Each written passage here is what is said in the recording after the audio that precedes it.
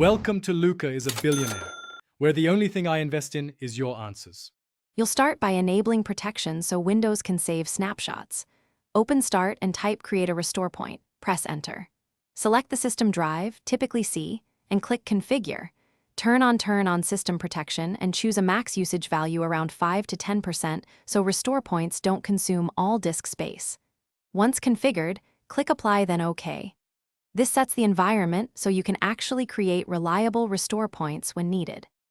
Now you create the restore point itself. In System Properties, click Create, type a descriptive name like Before Driver Update YIMD so you remember why it exists, and press Create. Windows will snapshot system files and registry settings. This can take a few minutes. Make sure no heavy installs are running to avoid conflicts. Once done, you'll see a Create Completed Successfully message. You can now roll back safely if a change causes instability, which is why labeling matters. To revert, open Control Panel, go to Recovery and choose Open System Restore. Then pick your labeled snapshot and follow the prompts. You'll restart and Windows will apply the snapshot. Make sure to save open files first.